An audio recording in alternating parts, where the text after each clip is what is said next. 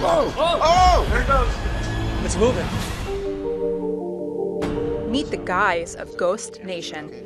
Jason Hawes, Steve Gonsalves, and Dave Tango. We are paranormal investigators. Their paranormal reality show, Ghost Hunters, ushered in what became a beloved TV format of hunting ghosts in the dark and contacting the dead. Their show went off the air after 11 bone-chilling seasons. Now, 3 years later, they're back with a new show on the Travel Channel. So, let me get these other cameras set up. Okay, dude. The Ghost Nation guys aren't just going after the jump scares. Whoa! They're exploring claims of the supernatural through science, research, and truth. This is what we've been talking about for years. IMFs right there like that. I mean, paranoia, fatigue, hallucination, skin irritation. If it's happening here in the physical world, it has to obey the laws of science and physics. Going in trying to look for a real explanation. If you're going in looking for a haunting, then you've already, sort of contaminated yourself. Sometimes the best thing Jason, Steve, and Dave can do is not find ghosts at all. Helping a family doesn't always come from the paranormal. We're actually able to, through a deep dive of history and research, figure out for a woman that this particular gentleman did not die there in her home, and now she's not afraid to be in her house. That's not in her head anymore. Could the high energy and EMF in the house be working as a catalyst? Fueling the activity? Fueling the activity. The focus very much is on helping families and people that are afraid to be in their home or their business. Seeing that video, I thought to myself that we are not alone here. There is something else in this house. I'm scared for my family, and I want to get them to safety. Stemming from that, we captured some of the best evidence we've ever caught. Getting chills just thinking about it. While the Ghost Nation guys use high-tech gadgets and techniques like EMF detectors and night vision cameras, they say you don't need to be a pro in order to investigate the dead. Here are their tips.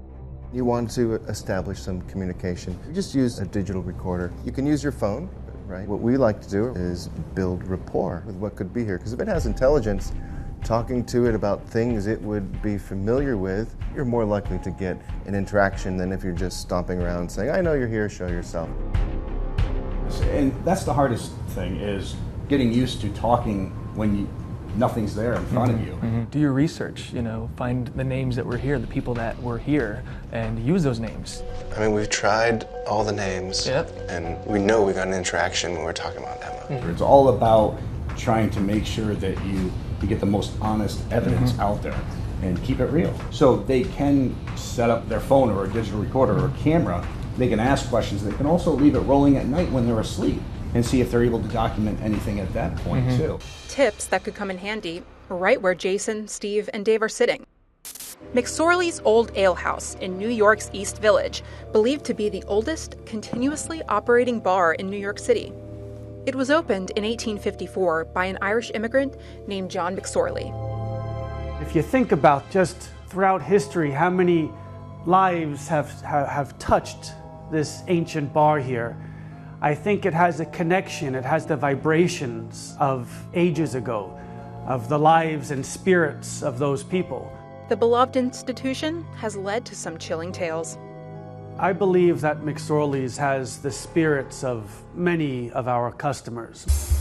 One of the men who lived upstairs, his name was Bobby Bowles. His last request when he died was that his ashes be put in his drinking flask and the flask left behind the bar. So that's Bobby in there. And we keep him right up here next to JFK. We have about 8 of our customers, their ashes are hanging behind the bar there. Some McSorley's patrons even say they've encountered spirits. The chairs will slide across the floor. We suspect it's one of John McSorley's children. He had one young daughter that was killed out front the bar. It's a place that was so important to individuals. A lot of times they'll come back and spend more time. But also you have residual type haunts where the energy could be trapped within an object that makes up the structure here. McSorley's has always been a place of comfort and respite and solace, and we welcome everyone here at McSorley's, including all the ghosts and spirits past. Maybe we should come back for a drink. I'm down. Yeah. I'm good. I'm down. Get some rum and a haunted tavern. Perfect. Have spirits where there may be spirits. For InsideEdition.com, I'm Liz Lane.